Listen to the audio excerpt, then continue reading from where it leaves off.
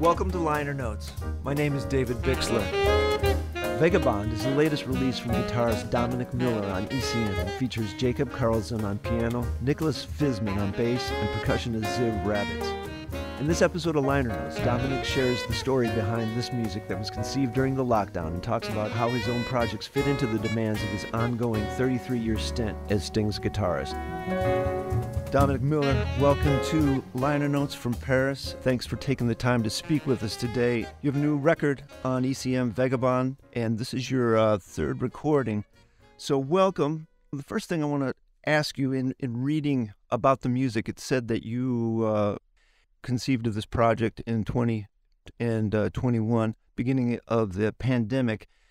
And I think during the course of the last 3 years, our listeners are interested in what COVID was like for you as a musician, artistically, emotionally, mentally. For a lot of people, making music was a coping mechanism. So open that for us here. Like a lot of musicians, COVID was a unique experience because a lot of us got a chance to spend some time at home, which we haven't really done before for an extended period. So this was the first time that I really kind of got a chance to just stop, press pause on my career of running around the world as I usually do, as I had been up until that point, like for 9 or 10 months a year, and just see who we were to each other as a family, just get to know my family and my dogs. And it was just a real time of reflection. And of course, it made one kind of reach within quite deeply. And the result of it was writing music like this. And so it's kind of a solitary experience, writing the music. And writing music usually is a solitary experience, but it became ever more so because I was away from all my work people, all my friends and colleagues from work. I was just with my family, which was fantastic, but it's a unique experience. So the result of it is these 8 pieces. Did you see this as an opportunity immediately, or were you sitting around for a couple months and said, well, I can use this time productively? Well, yeah, of course. I mean, there were other things I wanted to achieve too in that time. So, I mean, not least to reestablish relationships with my family in a different sort of way. But yeah, I saw this as an opportunity to take the time to do particularly this, because I knew I had to write a new album and I hadn't written any tunes. So actually, this kind of gave me a kick start. It was quite inspiring in a way because I really could stop moving and just focus on this. So it was quite intense in a way. Maybe talk a little bit about your composition process. Are they programmatic? I noticed one is for your father, who seemed recently passed, something very personal. And one of them, Clandestine, is about a bar that you hang out at sometimes. So are you thinking about these events? You're thinking about your father, you're thinking about your friends at the bar, and the music comes to you, or you have an idea and you thought, oh, okay, this is kind of where this is coming from? Well, actually, having a title kind of does help to put something into focus. But at the end of the day, it's just music, instrumental music. We don't have any lyrics. So it's kind of a surreal idea, to have a title. It's not like the music is really about anything other than what it means to you, the listener, or me, the composer, or us together. But, the first title that I came up with for this album was Vagabond, because that was the title of a poem that my father particularly admired. And so once I have a title for an album, and actually the rest becomes a lot easier to follow. So it's like the title of a play, you know what I mean? And all the different tunes are like different scenes in the play. So yes, one of them is Mi Viejo, which translates as my old man.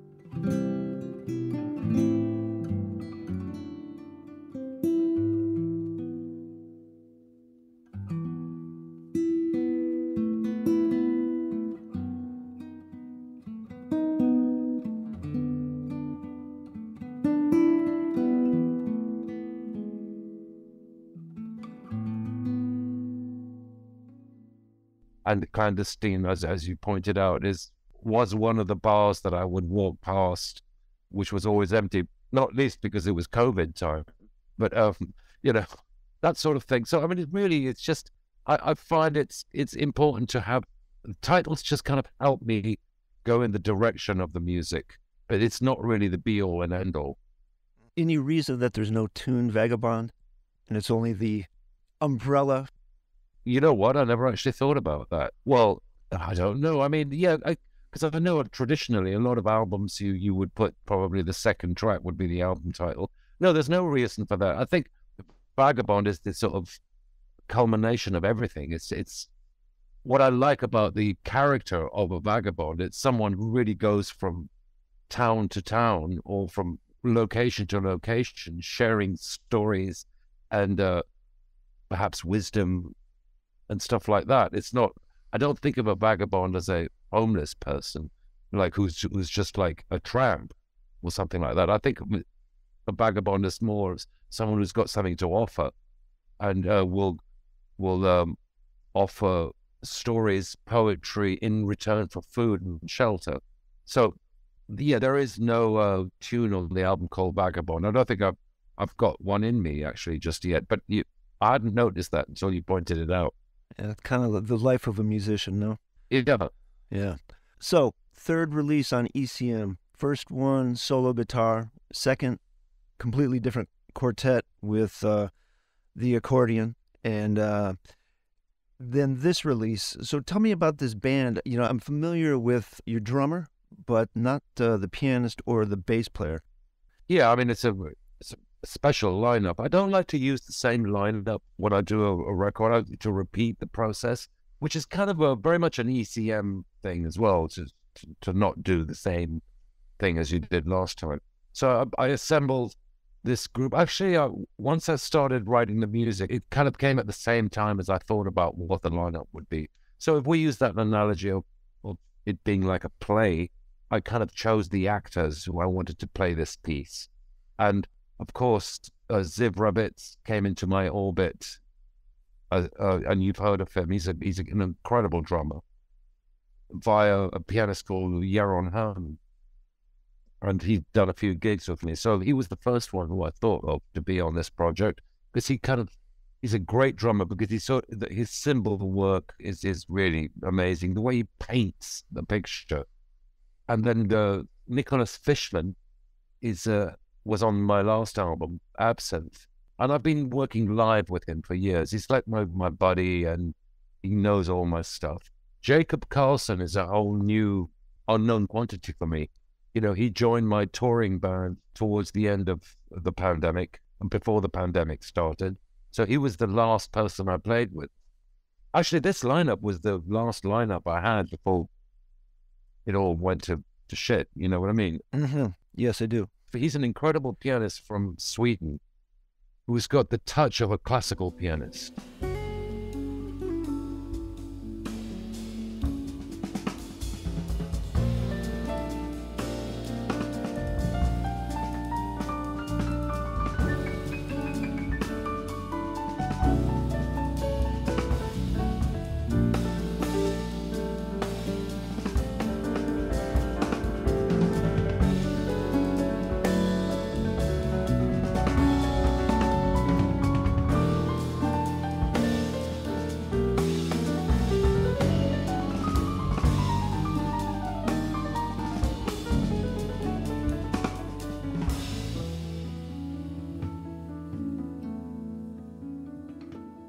And a very interesting kind of vocabulary as a improvising musician.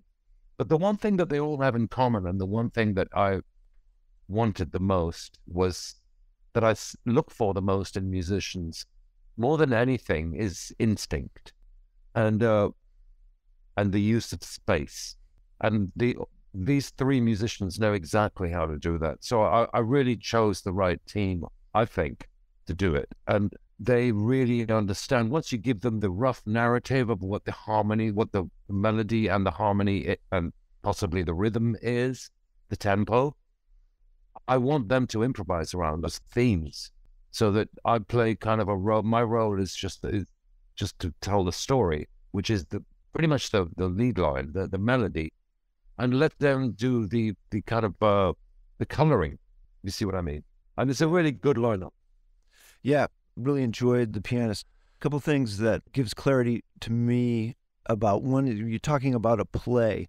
As I listened to the recording, it seemed that you were kind of more of a curator than being at the forefront. In fact, Jacob has most of the solo space, which I thought, is very generous and, obviously planned. The other thing with Ziv, you had talked about the cymbals. It was almost like most of his work is not the cymbals on the recording. It's mostly, to my ears, so I thought it was very cool. It was very dry, very kind of earthy. And I thought, very successful in this way. Also, I watched the video, Cruel But Fair.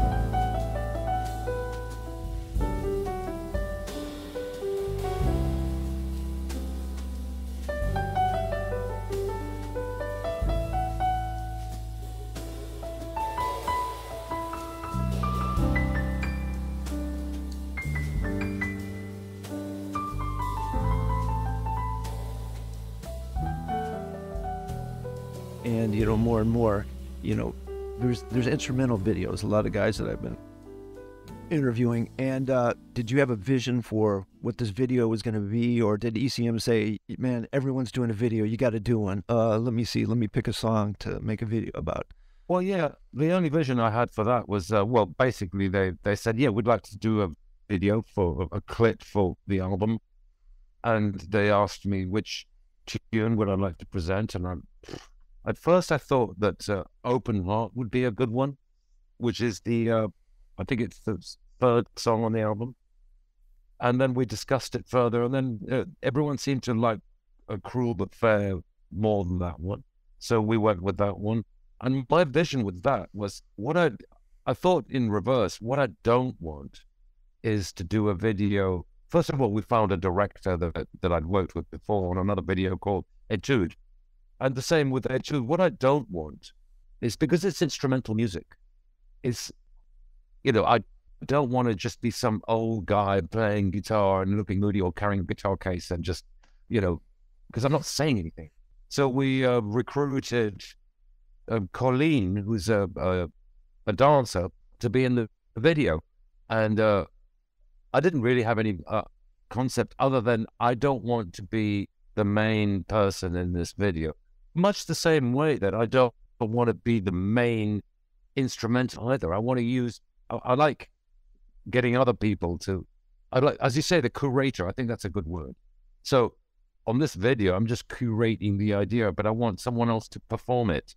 And I think that Colleen did a really good job. And Marcel, the director, we did it on a shoestring, mate. It's not like I've got some huge budget, like, Duran Duran, and we're going to make some huge clip. It's like, this was done in half a day. And you can see where we shot it. It's nothing elaborate. But, in the world of jazz, one has a budget, and we did the best that we could with that budget. If one has a budget in jazz, that's, optimistic there. That's good. I read a Downbeat interview about your record Absinthe, and quoting, "It's doubtful that Miller is looking to give up the Sting gig anytime soon in favor of stepping out on his own full time, but an album as strong as Absinthe makes it clear that he could." So let's jump into that. I mean, great gig. I know your music through your association with Sting for all these years, and you do talk about your relationship with him and how he's kind of shaped your songwriting concept. But for you professionally, does that kind of lay the groundwork, the map for what you're going to do in a given year, and then you fit in your own stuff around Sting or other projects? Absolutely, yeah. I mean, with some careful and creative management on his side and mine, we make it in such a way that I can fulfill both obligations. And yeah, so I kind of devote about 3 months a year to my project and about 8 months a year to his, and that leaves me a month to chill, and which is I'm very grateful for, because I'm pretty busy, you know. But yeah, I'm quite proud of my association with Sting, because there was a time when people would, you know, people often say Dominic Miller from Sting's band, and there was a time, because I've been with him for 33 years, but that might annoy me. I wanted people just to say, well, why don't you just mention the work as it is and don't mention Sting? But now I feel differently about that now, because it does actually define my career. You know, if you work with someone for 33 years, I'm actually proud of that association. And of course, it's going to find its way into everything that I do, you know, because he's my big brother. I look up to him. You know, he's my hero, as a big brother would be. And so a lot of what I've learned from him finds its way into my music, particularly the art of constructing and how song structure, rules of songwriting in a way, you know, the structure, how you go from a verse to a chorus, how you go from a chorus maybe to a bridge. Why do you have a bridge? I love the way that Sting says, you can't write a bridge unless you earn it. You know what I mean? Instead of writing a cool bridge out of nowhere, well, you got to set the scene, mate. You know, and I like that. Like, even to write a chorus, are you worthy of writing a chorus just yet? You know, and all these things that I've learned from him, and the way he uses lateral thought in harmony. And what I mean by that is to do the unexpected. You know, I find that really, really fascinating. And, you know, even lyrically, I'm inspired by him, by his use of scenarios or in relationships. You know, for instance, one thing that a typical Sting type lyric would be, you know, because he's not a big fan of a love song where I love you, you love me, and that's all good and well, but it doesn't really go anywhere. What he's interested in is, I love you, but you love someone else. And this immediately opens up a different lateral way of thinking, and that finds its way in. I take inspiration from that, and I find that I try to do the same thing with instrumental music. So he's very, very much a part of my DNA as a musician and my style, I suppose. I'm inspired by him. And of course, I'd like to think that he might be inspired by what I do too, which is, you know, 33 years. It's a long time to be working with someone. And I'm more proud of it now than I've ever been. Is he a fan of this project, of your... Oh, yeah, very much so. He's a fan of anything that we do outside of what we do in his realm. You know, he encourages us to do other stuff, and that's what makes him a great leader.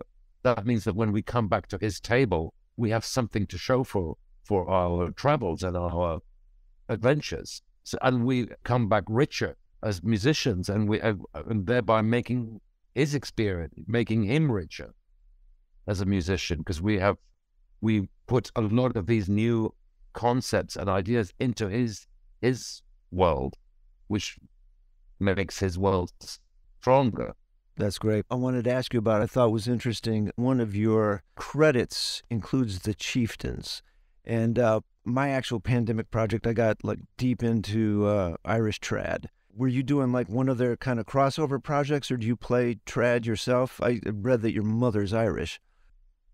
Oh, no, the Chieftains was just an opportunity that just came my way, kind of by accident, because I was working with Sting on an album, and they just happened to want him to collaborate on one of their albums.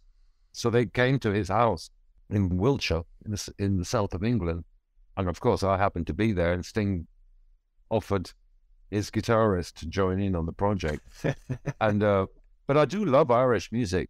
You know, I used to hang out a lot in Irish pubs in the County Clare and the West Coast, and just sit in and listen to traditional Irish music, which is pretty amazing. They're incredible musicians out there, you know. And the interesting thing about it's a bit like the New York jazz scene. You know, if you go to New York and you listen to jazz, you'll find that a lot of the musicians who are playing jazz are not necessarily from New York. And actually, they're not even necessarily from America. They're probably from Ukraine or from Estonia. You know, and it's the same with Irish music. The west coast of Ireland is a mecca for that style of music. And it's really incredible, the stuff that they come up with. There's musicians from all around the world, even from Japan. You know, you go to one of these pubs and you sit in on a jam, and you hear musicians play like you wouldn't believe. And they come from all over the world. But I'm a big fan of traditional Irish music, but it's not to say that I really necessarily play it.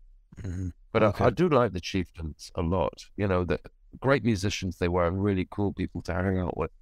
Yeah. Okay, cool. Before I let you go, what's next? Have you started to plot out ECM release number 4? Is this band... Well, let me jump in with a question within a question. You say you change your lineup, your project, as they come.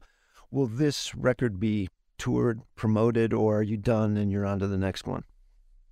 Well, I just did a few dates to promote this album, and I'm going to do a few more soon. So at the moment, I'm just doing some dates to kind of promote it. And but I've got a lot of Sting duty to do for the rest of this year. I'm going to be on tour. I'm going to be on tour with Sting. That's like the day job, mate. You know, I don't want to, don't give up your day job, but when I do this, I like to focus all my attention on it. So, this is planned around Sting's management as well. They know this, and they often plan their schedule around mine too as well. That happens as well. But it's not until next year that I'm really going to do a serious tour with this. I'm probably going to do an extensive 3-month tour around the world and with this lineup, which I really, really look forward to. But for the time being, I'm just doing a series of dates, probably 2 weeks or 3 weeks of touring around Europe and South America too. I'm going to South America to do a few gigs. But for the next project, I don't know. With ECM, we never really plan that far ahead. What happens is usually Manfred calls and says, "Do you want to do another one?" Every time I do an album, I think it's going to be my last one. And this one is no different. So I could sign off on this. And I got to make sure that it's worthy to sign off on. You know what I mean? Because it really could be my last. And who knows what, the music business as we know it is just like transforming. It seems daily at the moment, the way that things are going. Is I really don't know what relevance I could offer to the music community anymore, with the way things are. That's not actually a pessimistic outlook. It's actually, I'm telling the truth. It's what can I say to improve the world other than who cares about what my compositions are? The best thing that I can do is write music that actually means something to somebody else. It's not about me. As you pointed out, I'm not really soloing much on this record. I'm not trying to make a guitar record and listen to me. It's not about that at all. I'm genuinely trying to do something that people can feel better about themselves, not better about me. And whether there's any relevance at all to anything that I might have to offer in the future is neither here nor there. Who knows? But I'd like to think that maybe I'll do another album for ECM, but that would be great. But maybe that won't happen. But I'm cool with that too. All right.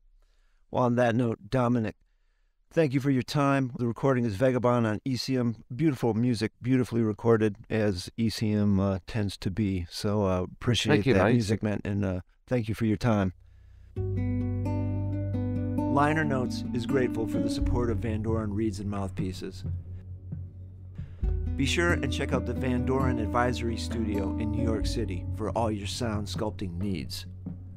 Liner Notes is grateful for the support of Arlen's Good Beer in Bowling Green, Ohio. Sound by Marco Mendoza. The theme music is No FOMO, Mofo by yours truly. Produced by David Bixler. Be sure and subscribe to Liner Notes wherever you find your podcasts. If you like what you hear, I ask that you consider supporting Liner Notes financially. You can do this by going to the Liner Notes tab at davidbixler.com. Thank you for your consideration.